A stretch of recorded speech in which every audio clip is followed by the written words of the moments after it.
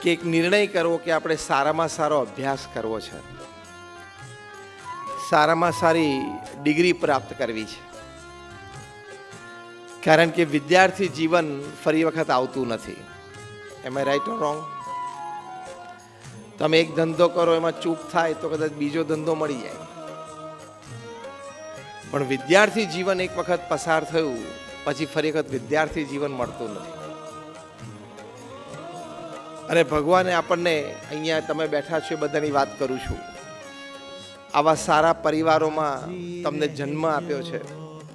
વિદ્યાર્થીઓને સંબોધું છું કે તમને આવા મા બાપ જે તમારી માટે કાળજી લે છે, તમારા ભણતર માટે ચિંતિત છે, તમારા ભવિષ્ય માટે છે, તો હવે બધા જ સંજોગો આપણને અનુકૂળ છે, તો હવે સારામાં સારો વિદ્યાભ્યાસ આપણે કરી બતાવવાનો.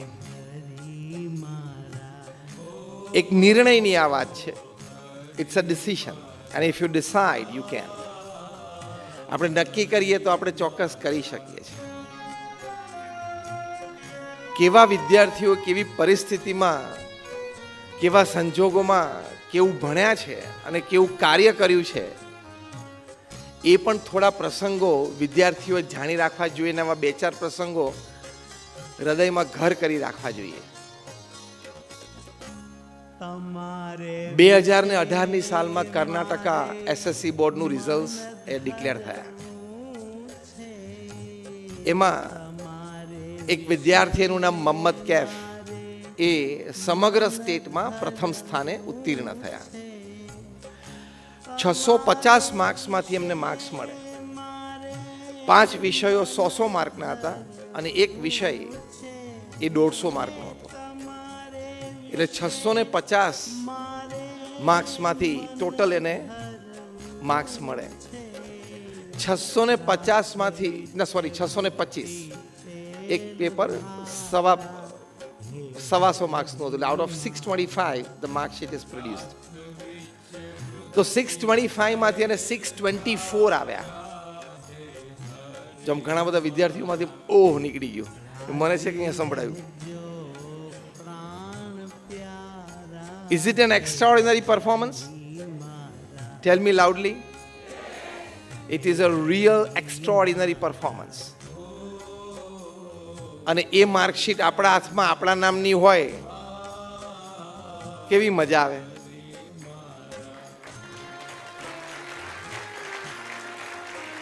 એ માર્કશીટ આપણા નામની આપણા હાથમાં હોય, મજા આવે.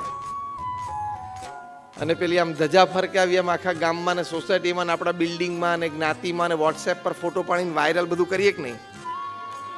જે બધા હા પાડે છે.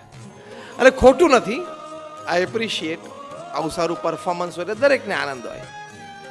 મોહમ્મદ કૈફે રિઝલ્ટ શીટ જોઈ અને પાછી ફેંકી દીધી. This is not my result sheet.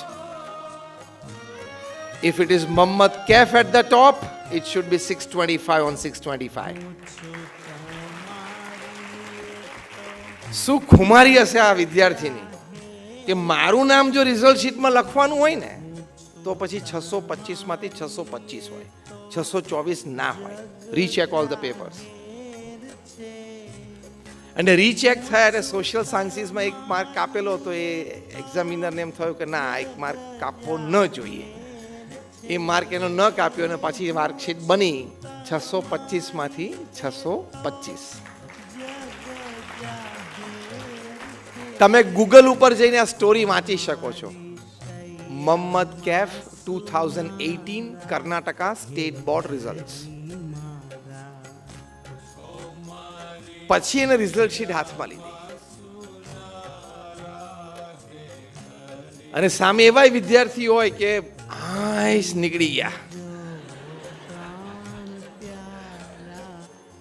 ઘણા એવા વિદ્યાર્થીઓ કે આમ જોવે કે લાલ લીટી ક્યાં છે નથી. ઓ ગ્રેટ, પાર્ટી, સાંજે પાર્ટી. કેમ નીકળી ગયો, બસ બીજી વાત નહીં.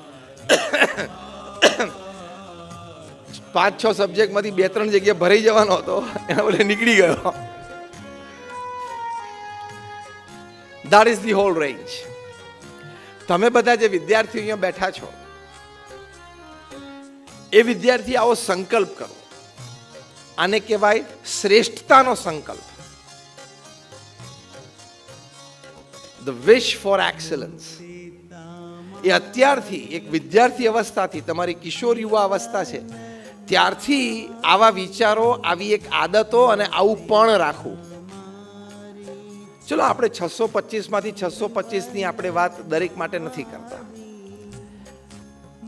પણ એક્સિલન્સ શબ્દ તો લાગુ વધારે પડે કે ના પડે? If not perfection, excellence should exist. Yes or no? If not perfection that we understand and accept, excellence તો હોવું જ જોઈએ ને જીવનમાં, કે શ્રેષ્ઠતા તરફ જવું. તો આવા વિદ્યાર્થીઓ છે એ તમારે નજર સમક્ષ રાખવા જોઈએ. અમુક વિદ્યાર્થીઓની એવી કહાની છે કે ઘરમાં પ્રતિકૂળ સંજોગો હોય, સામાન્ય ઝૂંપડામાં રહેતા હોય, આજુબાજુ ઢોલ નગારા કામ કાજ હોય, એટલે કે કોઈને એવી પ્રાઇવેસી, શાંતિની જગ્યા વાંચવા માટે ન મળે. વળી માતા પિતા સાથે કોઈ વખત પોતે પણ મજૂરીએ જવું પડે, ટ્યુશન ના હોય, કારણ કે ટ્યુશનના પૈસા મા બાપ પાસે ના હોય. એવા વિદ્યાર્થીઓ પણ એક્સિલન્ટ સ્કોરિંગ કરે.